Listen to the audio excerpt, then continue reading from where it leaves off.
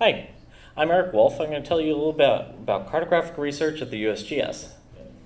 In 1885, John Wesley Powell created the topographic mapping program at the USGS. In 1994, Bill Clinton transitioned us from paper maps to digital, and in 2006 we created CEGIS to try and determine where cartography is going next.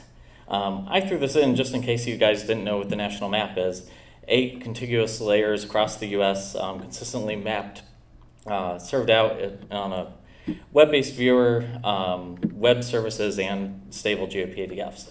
So CEGIS is a center of excellence in GI science. We're based in Rolla, Missouri, and the goal is to inform the future direction of the national map. We have 6 full-time USGS researchers, 3 university affiliates, and about as many students as we can hire. Like I said, we're based in Rolla, but we're actually distributed pretty well throughout the US. So I've stupidly tried to give essentially 6 PhD dissertation defenses in 5 minutes.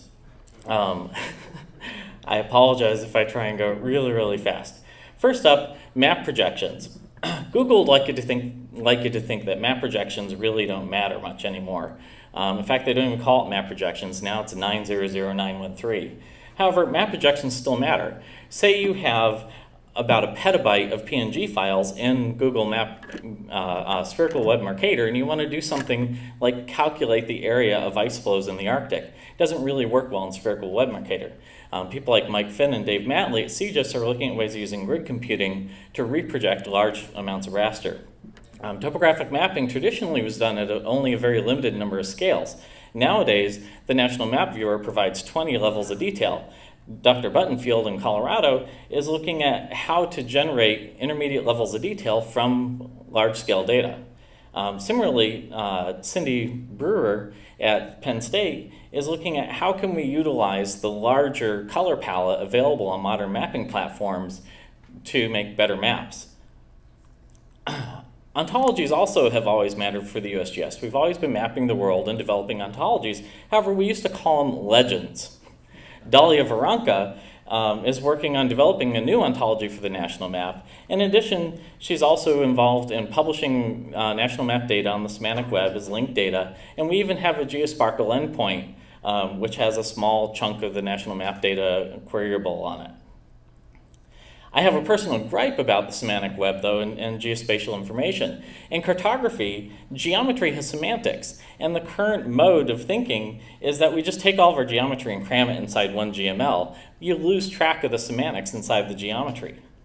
Believe it or not, there are people at the USGS who are concerned about the user experience of consuming our data. One of the things we've been looking at is metadata, as it comes up in a second here. As you know, metadata in GIS, metadata in GIS is very formalized. It's very detailed, very rich, but it also sucks. One of the things we picked up from NeoGeography is that metadata works best when it's passively collected and curated by the user, unlike current methods. User-generated content is also really important. We've been trying for 2 decades now to get user-generated content into the national map. We used to have people actually annotate topographic sheets and send them to us. Now, as a result of the workshop we had in Reston about a year ago, some of you may have been there for it, we created the OpenStreetMap Collaborative Prototype, where we took a copy of the OpenStreetMap software, set up on a server in Rolla, and started working with people collecting data. Initially, it was in Kansas with roads. Our second phase was collecting structure data in a 4-quad area in Denver. We've been engaging students at the University of Colorado, Denver. And our next phase, which we're about to start up, we're going to try and scale to the entire state of Colorado, collecting structure data. We're going to simplify potlatch, basically make it so you can only edit points, create badges in the OpenStreetMap environment, and do QC based on quads. And one last thing, be sure to come out to Denver this September for State of the Map and FOSS4G.